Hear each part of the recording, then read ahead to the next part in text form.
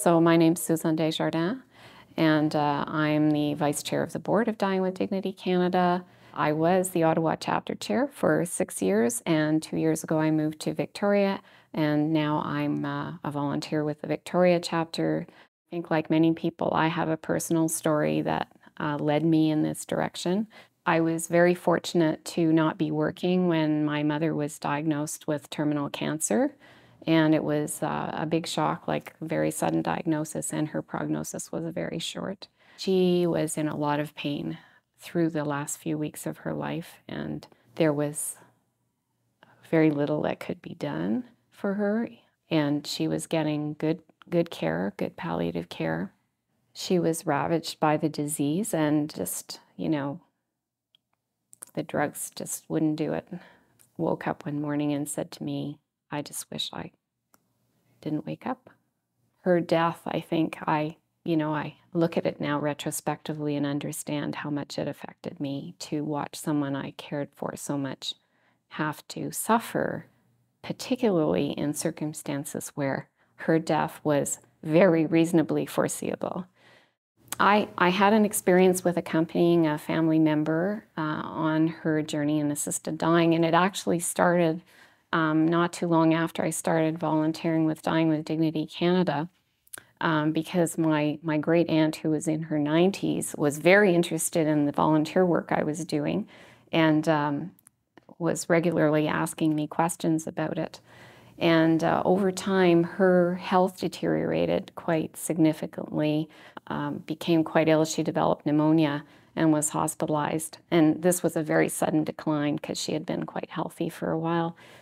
And subsequently, she was diagnosed with congestive heart failure, which is basically what it does is your heart is slowly giving up and it stops beating as fast. And that affects everything you can do, including it affects your eyesight, it affects your breathing, all of these things. So in a very short period of time, her health deteriorated quite considerably, and her ability to do things deteriorated. She eventually had to be put on oxygen. And during this time, she continued to ask me about assisted dying, and she was assessed by two individuals within a week's time after she had completed her documentation, and she was approved.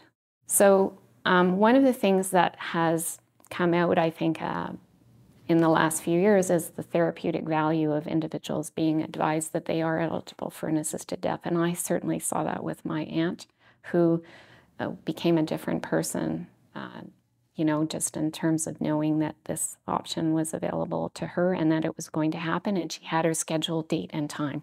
She was eating better, she was more communicative, she was happier. She was just happier.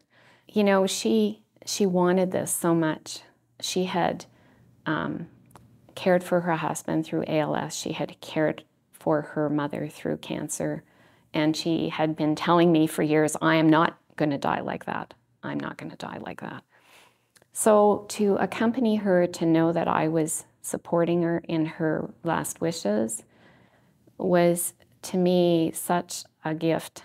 And I held her hand, and we talked about, when I was a kid and used to go and visit her as the procedure started, and she just basically drifted off to sleep. And within a very few minutes, her heart had stopped beating.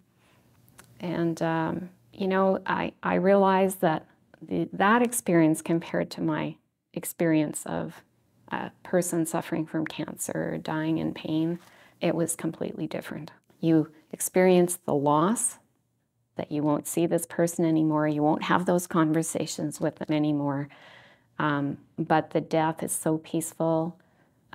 It doesn't induce the trauma, in my experience anyway. It didn't induce the trauma of losing a loved one in pain. And I just felt like I had helped her complete her life in the way she wished.